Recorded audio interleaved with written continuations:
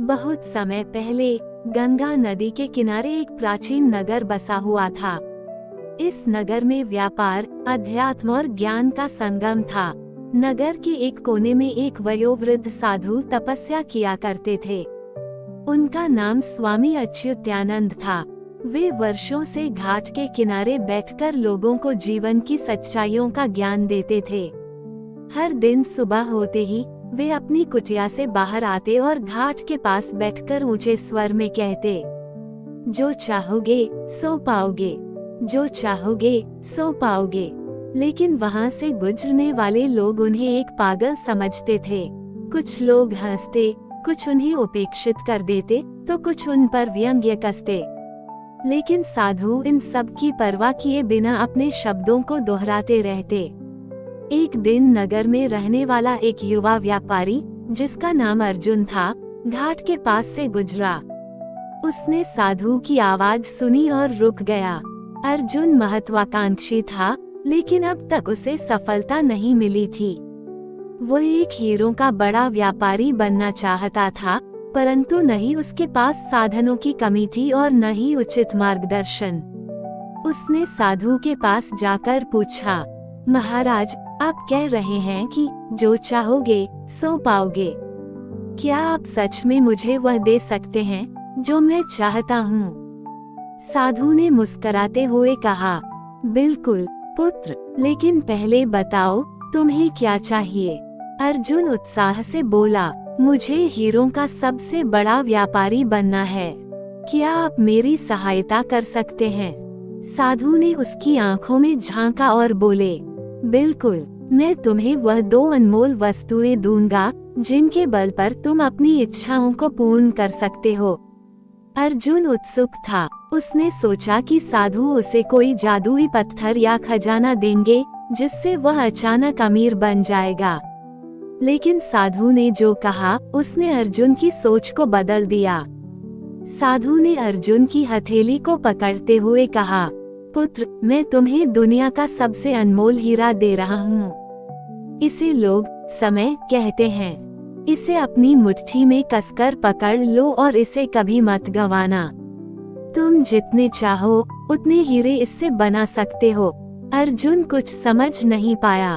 फिर साधु ने उसकी दूसरी हथेली पकड़ी और कहा, ये दुनिया का सबसे कीमती मोती है, इसे लोग धैर्य कहते हैं।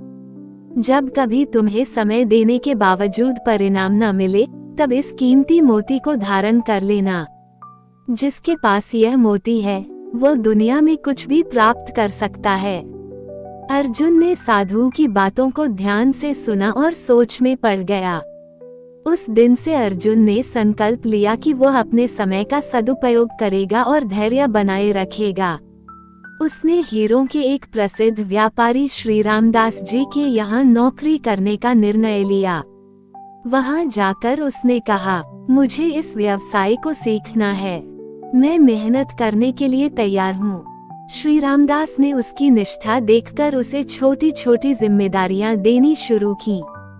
पहले अर्जुन हीरो की सफाई और चमकाने का काम करता। फिर वह सीखने लगा कि कैसे हीरो को परखा जाता है और उनकी कीमत का निर्धारण कैसे होता है। लेकिन ये सफर आसान नहीं था।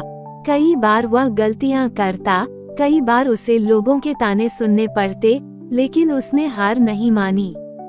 समय बीतता गया। 3 साल हो गए, लेकिन अर्जुन को कोई बड़ा लाभ नहीं दिखा। एक दिन उसने निराश होकर सोचा, क्या मैंने अपना समय व्यर्थ गंवा दिया? उसी दिन साधु स्वामी अच्युतानंद घाट पर बैठे थे। अर्जुन उनके पास गया और बोला, महाराज, मैंने समय दिया, मेहनत की, लेकिन अब तक मैं सफल नहीं हुआ। साधु मुस्कुराए और बोले, पुत्र, जब बीज को धरती में बोया जाता है तो वह तुरंत वृक्ष नहीं बनता। उसे धैर्य और देखभाल की आवश्यकता होती है। अर्जुन ने साधु की बातों को फिर से समझा और अपने मार्ग पर अडिग रहा। कुछ साल और बीते। अब अर्जुन हीरो की परख में निपुण हो चुका था। उसने श्री रामदास के साथ काम करते करते अपने संपर्क भी बना लिए थे। एक दिन एक बड़ा व्यापारी विदेश से आया और श्री रामदास को हीरों की एक खेप बेचनी चाहिए। लेकिन अर्जुन ने हीरों को देखते ही पहचान लिया कि उनमें से कुछ नकली हैं। उसने श्री रामदास को सावधान किया और व्यापारी को सही मूल्य बताया। इस घटना से श्री रामदास बहुत प्रभावित हुए और उन्होंने अर्जुन को अपना व्यापार में साझेदार बना लिया। अब अर्जुन के पास न केवल अनुभव था बल्कि प्रतिष्ठा भी थी। उसने अपने स्वयं के व्यवसाय की शुरुआत की और समय के साथ वह एक प्रतिष्ठित हीरों का व्यापारी बन गया।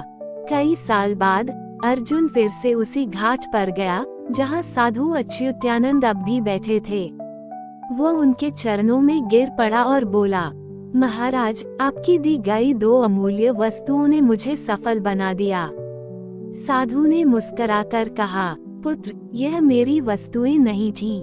समय और धैर्य तुम्हारे ही थे, तुमने बस उन्हें पहचान लिया। अर्जुन समझ चुका था कि सफलता केवल शॉर्टकट या चमत्कार से नहीं मिलती।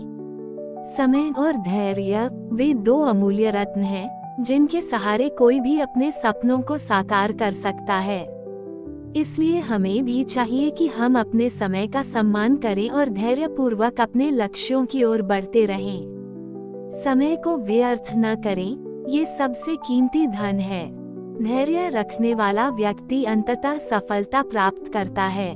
कोई भी बड़ा लक्ष्य तुरंत प्राप्त नहीं होता, मेहनत और समर्पण जरूरी हैं। असफलता से घबराने के बजाय उसे सीखने का अवसर मानें।